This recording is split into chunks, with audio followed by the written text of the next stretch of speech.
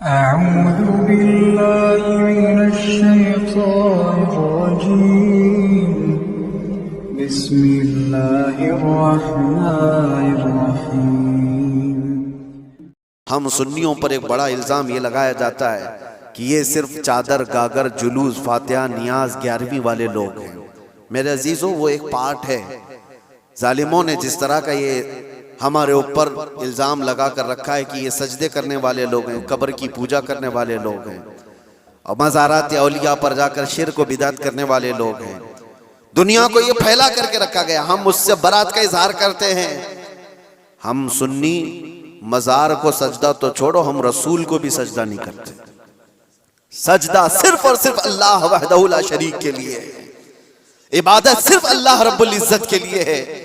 سجدہ تو دور کی بات، جھکنا بھی جائز نہیں ہے، جھکنا بھی جائز نہیں۔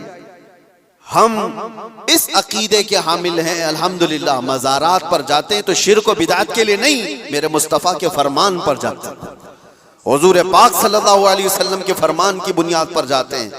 اور رہی بات اولیاء کاملین کے مزارات پر جا کر دعا کرنا، یہ قرآن سے ہم اخذ کرتے ہیں کہ سیدنا زکریا علیہ السلام، زکریا علیہ السلام اللہ کے نبی ہیں۔ پتہ ہے بیت المقدس کے امام قرآن میں ہے 3 پارے میں، سورہ آل عمران، آپ پڑھ کر کے دیکھنا۔ ان کو اولاد نہیں تھی، 90 سال کی قریب عمر ہو گئی تھی، لیکن اسی وقت بیت المقدس میں حضرت بی بی مریم کو لایا گیا تھا۔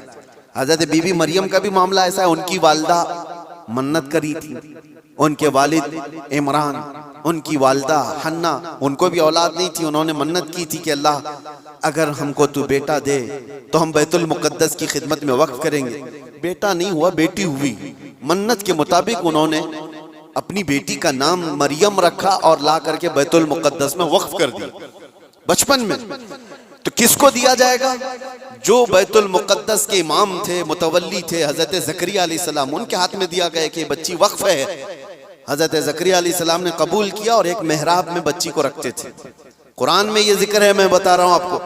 اور حضرت زکریا علیہ السلام کہتے ہیں کلما دخل علیہا زکریا المحراب وجد عندها رزقا قالت یا مریم انا لک ھذا قالت هو من عند اللہ ان اللہ یرزق من یشاء بغیر حساب۔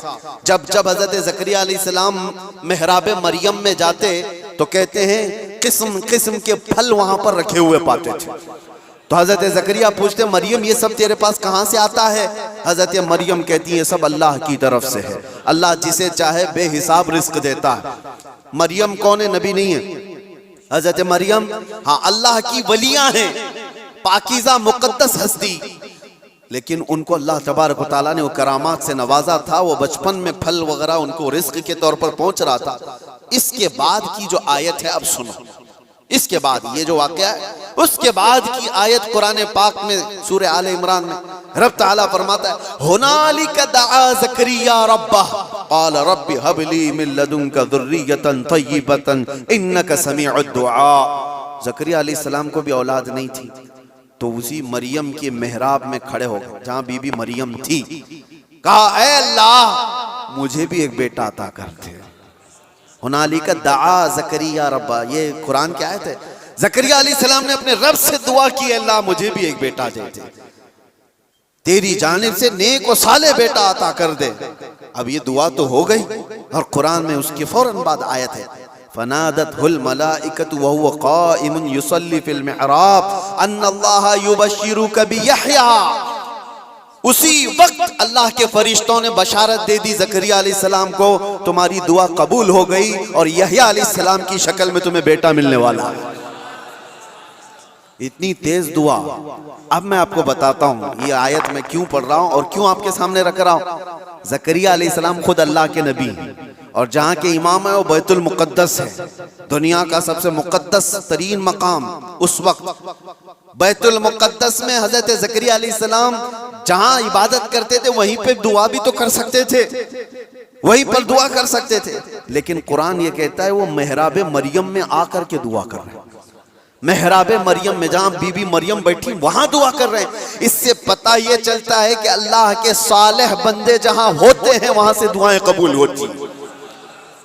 پتہ چلا جہاں نیک و صالح اللہ کے ولی رہا کرتے ہیں، وہاں سے جب نبی کی دعا قبول ہوتی ہے تو پھر امتی کی کیوں نہیں قبول ہوتی؟ اور فوراً دعا قبول ہوئی اور بیٹا بھی ملا۔ اب یہ لوگ کہتے ہیں غریب نواز کے یہاں جاتے ہیں تو کیا بیٹا ملتا ہے؟ بیٹی ملتی ہے، اولاد مانگنے جاتے ہیں۔ ظالمو تمہیں پتہ نہیں، زکریا علیہ السلام بی بی مریم کے پاس کھڑے ہو کر بیٹا مانگے تھے تو بیٹا نبی کی شکل میں ملا تھا۔ ہاں یہ نہیں ہے کہ وہ بی بی مریم سے مانگ رہے تھے، وہ اللہ سے مانگ رہے تھے، لیکن جگہ کون سی ہے؟ جگہ کا بھی اثر ہوتا ہے۔ ہاں ایک بات میں آپ کو بتا دوں کہ جگہ کا اگر اثر نہیں ہوتا تو مسجدیں اور یہ ساری چیزیں بنانے کی ضرورت کیا ہوتی؟ عبادت کرنے کے لیے بھی جگہ ہے، کھانا کھانے کی بھی آپ کے گھر میں جگہ ہے، حاجت میں جانے کے لیے بھی کوئی جگہ ہے، آپ کا ٹریٹمنٹ کرنے کے لیے ہاسپٹل میں بھی جگہ ہے۔ ہر چیز ایک ایک جگہ پر ہوتی ہے کہ نہیں ہوتی؟ ہوتی۔ جن لوگوں کا وہ ماننا ہے کہ کچھ بھی نہیں ضروری ہے وہاں جانا یہاں جانا، تو میں ان سے کہتا ہوں کبھی باتھ روم میں بیٹھ کر کے ڈاکٹر سے اپنا علاج کرا لو گے؟ جگہ تو جگہ ہی ہے، بیٹھے ہو نہیں ہے، آپ کو پتا ہے اس کے لیے ہاسپٹل جانا ہوگا، اس کے بیڈ پر سونا ہوگا، وہاں پر وہ کچھ ٹریٹمنٹ کرے گا، کیا ضرورت ہے؟ پوچھتے ڈاکٹر سے، آ جاؤ میرے ٹوائلٹ میں علاج کر لو، یہیں انجیکشن لگا لو۔ میرے عزیزو، گندگیوں میں بیٹھا ہوا آدمی وہ اپنا علاج کرانے کے لیے بھی اٹھ کر کے چلا جاتا ہے۔ بلا تشبیہ بلا تمثیل میں آپ سے کہہ رہا ہوں کہ ہم پتہ نہیں کیسے کیسے گناہوں میں مبتلا ہیں، یہاں سے نکل کر کے ہم ان پاک ستھری جگہوں میں جاتے ہیں جہاں اللہ کے ولی آرام فرما، اور اس جگہ پر کھڑے ہو کر ہم اللہ ہی سے دعا کرتے ہیں، اور پاکیزہ مقام کی برکت سے اللہ دعائیں قبول کرتا ہے۔ یہ سنیوں کا عقیدہ میں بتا رہا ہوں، ظالموں کا بنایا وہ نہیں پتا ہم کو۔ سنیوں کا عقیدہ یہ، ہم ان پاکیزہ مقدس ہستیوں کی بارگاہ میں اس لیے جاتے ہیں۔ یہ ایک چیز نہیں ہے، ایسی کئی مثالیں ہیں، کئی مثالیں۔ حدیث الاسراء والمعراج جو حضور صلی اللہ علیہ وسلم کے معراج کا سفر ہے نا، اس سفر میں ایک روایت یہ بھی ملتی ہے کہ ایک جگہ پر حضور پاک صلی اللہ علیہ وسلم رک گئے۔ حضرت جبرائیل امین نے کہا یہاں پر آپ 2 رکعت نماز پڑھ لیں۔ حضور پاک صلی اللہ علیہ وسلم نے وہاں پر 2 رکعت نماز ادا کی، اور اس کے بعد پوچھا جبرائیل سے یہ کون سا مقام ہے؟ توجہ۔ تو حضرت جبرائیل علیہ السلام نے کہا اے اللہ کے نبی، یہ وہ جگہ ہے جہاں حضرت عیسیٰ علیہ السلام کی پیدائش ہوئی تھی۔ بی بی مریم سے حضرت عیسیٰ علیہ السلام کی پیدائش ہوئی تھی، وہاں پر حضور پاک صلی اللہ علیہ وسلم نے 2 رکعت نماز ادا کی۔ ہاں جگہ کو آپ صلی اللہ تعالیٰ علیہ وسلم نے اپنے نماز کا مصلی بنایا۔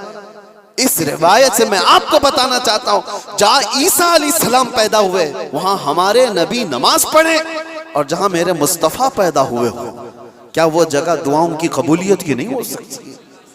صرف اتنا ہی نہیں میرے عزیزوں، مقدس مقامات کو اللہ تبارک تعالیٰ نے خود فرمایا ہے کہ آپ خانہ کعبہ جاتے ہیں طواف کرنے کے لیے، طواف کرنے کے بعد جیسی طواف ختم ہوتا ہے اس کے بعد سب سے پہلا کام آپ کا کیا ہے؟ قرآن کہتا ہے پہلے پارے میں وَاتَّخِذُوا مِن مَقَامِ إِبْرَاهِيمَ مُصَلَّى، مقام ابراہیم کو اپنی نماز کی جگہ بنا لو۔ مقام ابراہیم ہے کیا چیز؟ مقام ابراہیم کیا ہے؟ جا کر کے آپ دیکھنا، اس میں ایک پتھر ہے جس پہ حضرت ابراہیم علیہ السلام کے 2 پیروں کے نشان ہیں، بس اس کے علاوہ کیا ہے؟ ایک پتھر ہے، اس پر ابراہیم علیہ السلام کے 2 پیروں کے نشان ہیں۔ تو اس پتھر کے پاس رب تبارک و تعالیٰ فرماتا ہے تم اپنی نماز پڑھو، حاجی ہو کہ معتمر ہو کہ خالی طواف کرنے والا ہو، 7 چکر طواف کے بعد مقام ابراہیم پر وہ ضرور 2 رکعت نماز پڑھے گا، 2 رکعت نماز پڑھے گا۔ ان کو پتہ نہیں جو اعتراض کرنے والے وہ پوچھتے نہیں کہ پتھر کو عبادت کر رہے ہیں لوگ، یہاں پہ پتھر کو سجدہ کرنے جا رہے ہیں؟ نہیں ظالموں، پتھر کو سجدہ نہیں کر رہے، یہ رحمان کا حکم ہے، رحمان کا حکم ہے۔ اس لیے حکم ہے کہ وہ پتھر اب افضل ہو گیا جس پر اللہ کے نبی کے پیروں کے نشان ہیں، جس پر کھڑے ہو کر ابراہیم علیہ السلام نے پورے کعبے کی عمارت تعمیر کی تھی، وہ پتھر افضل ہو گیا۔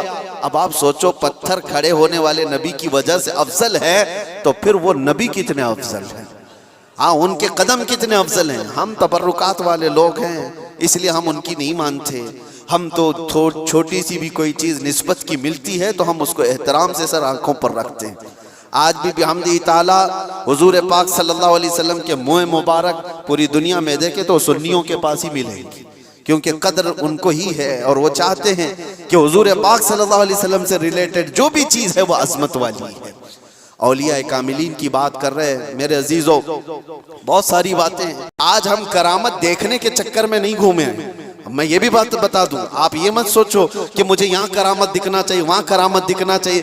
آپ کرامت دیکھنے کے چکر میں ادھر ادھر نہ جاؤ، آپ ولیوں کے تقوی دیکھنے کے لیے گھومتے رہو، ولیوں کی شریعت پر عمل کو دیکھتے رہو، تاکہ تمہارے اندر بھی وہ تقوی آ جائے، تمہارے اندر بھی وہ عمل آ جائے. ہاں بس آخر بات یہ ہے کہ ہم دعا یہی کرتے ہیں کہ ان اولیاء کے دامن سے وابستہ رہیں، زندہ بھی ان کے قدموں میں رہیں اور مریں تو ان کے آس پاس رہیں. یہ تمنا ہے. کیوں؟ اس لیے کہ پتہ ہے ہم بیٹھے ہوئے ہیں کسی جگہ گئے ہیں، کہا مفتی صاحب آئے ہیں، بھیڑ بھاڑ بہت تھی اور لوگ لا کر کے گرمی کی وجہ سے پنکھا لگا دیے، پنکھا چل رہا ہے، ہوا تیز آ رہی ہے. کس کے لیے لگایا؟ ہمارے لیے لگایا. لیکن آس پاس بیٹھے ہوئے سب ہوا کھا رہے ہیں.